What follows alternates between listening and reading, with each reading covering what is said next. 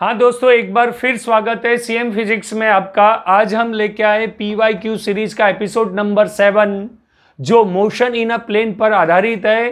Previous year questions में जो NEET और जी में जो क्वेश्चंस आए वेक्टर से रिलेटेड, हम आज उसकी चर्चा करेंगे। उस श्रेणी में सबसे पहला क्वेश्चन आपके सामने जो सबसे इजी क्वेश्चन है, बहुत बार आया हुआ है। The magnitude of the sum of two vectors is equal. Magnitude of sum of two vectors यानी दो वेक्टर का सम आपको दिया हुआ है जिसका मैग्नीट्यूड, हाँ तो हमें दिया गया है सम ऑफ टू वेक्टर्स यानी दो वेक्टर के मैग्नीट्यूड का sum, A vector plus B vector का magnitude is equals to the magnitude of difference of two vector. तो दो वेक्टर के डिफरेंस का मैग्नीट्यूड यानी modulus of A minus B are equal, हमें दिया गया है कि दोनों vector sum of two vector का modulus is equal to difference of two modulus का डिफरेंस ऑफ टू वेक्टर का मॉड्यूलस इक्वल है। इसको सॉल्व करने के लिए बहुत इजी है, दोनों तरफ का आप स्क्वायर करेंगे तो फार्मूला लगेगा आपका a प्लस बी का होल स्क्वायर, जो आपको पता होगा उसको नॉर्मल वे में लिखेंगे A vector plus twice of A vector dot B vector plus B vector dot B vector, that is the a plus B का whole square is equals to A vector dot A vector minus twice of A B vector plus B vector dot B vector. A dot A cancel, इसको आप solve करेंगे twice of A vector B vector is equals to minus twice of A vector dot B vector, that means 4 of A vector dot B vector is equals to 0, that means A vector dot B vector is equals to 0।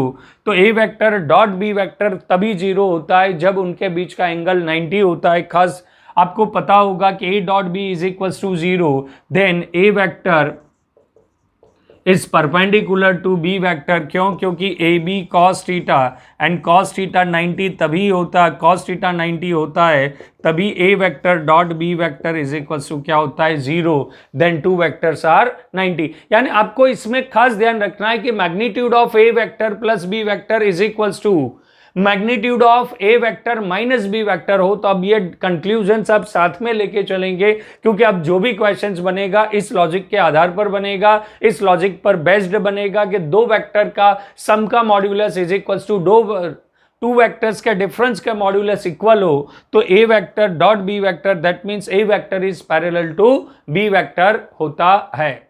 ये जो question दिया गया है आपको position vector से related है।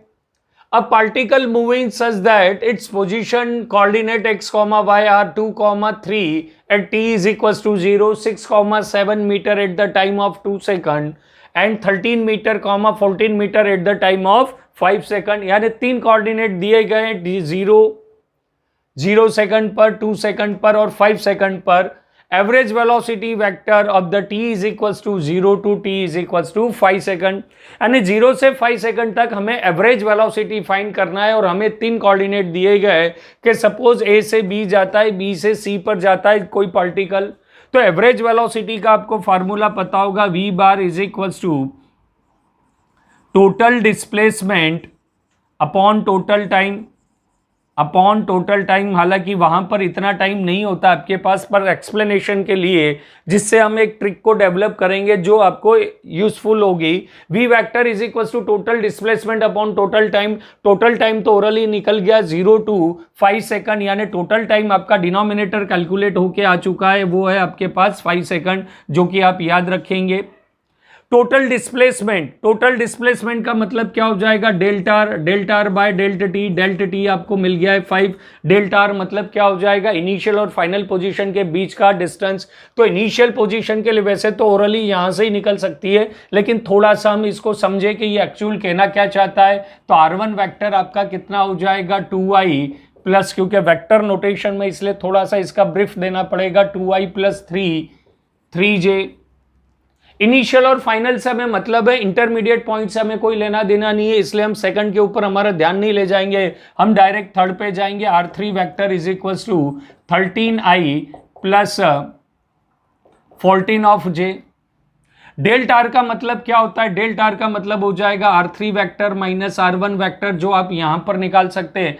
R3 में से R1 को माइनस कीजिए, R3 vector minus R1 vector, R3 में से R1 को माइनस कीजिए, 13 minus 2 11 of I plus 14 minus 3 11 of J, दोनों में से 11 कॉमन आ जाएगा तो V vector is equals to delta 11 common आ जाएगा तो 11 of I plus J upon delta T, आपके पास 5 आ चुका है, आंसर 5 है। और वैसे अब आपको टेक्निक पता लग गई तो आप ओरली भी कर सकते हो। इनिशियल और फाइनल 13 माइनस 2 11, 14 माइनस 3 11, 11 कॉमन 11/5, क्योंकि टाइम ड्यूरेशन 0 to 5 दिया गया है तो ये क्वेश्चंस आप एग्जाम में ओरली कर भी अपना टाइम बचा सकते हैं। हाँ, 2013 में पूछा हुआ क्वेश्चन बहुत इजी है। यदि इस क्वेश्चन को मैथमेटिकली सॉल्व किया जाता है तो उसका सॉल्यूशन लेंदी भी है, और बायोलॉजी के स्टूडेंट को मैथमेटिकली कैलकुलेशन में थोड़ी प्रॉब्लम होती है, इसलिए इस क्वेश्चन को हम लॉजिकली सॉल्व करने का ट्राई करेंगे। Vector a, b and c are such that, 3 vector दिए गए a, b और c इस प्रकार से कि a डॉट b इज 0। आपने पहले क्वेश्चन में देखा था कि a vector dot b vector 0 कब होता है, जब a और b एक दूसरे के परपेंडिकुलर होता है, that means a and b are the perpendicular vector. हम कंक्लूजन्स ले सकते हैं कि a vector and b vector are perpendicular to each other, तभी उसका डॉट प्रोडक्ट 0 है, क्योंकि a dot b is equal to क्या हो जाएगा, ए बी कॉस थीटा, और cos 90 होगा तभी इसका प्रोडक्ट क्या हो जाएगा, 0। तो a vector dot b vector is 0, that means a and b are perpendicular to each other. उसी समय आपको एक और रिलेशन दिया गया कि a vector and c vector, a vector dot c vector is 0, that means a and c are also perpendicular. तो हो सकता है कि इस टाइप से हो, मे और मे डॉट बी।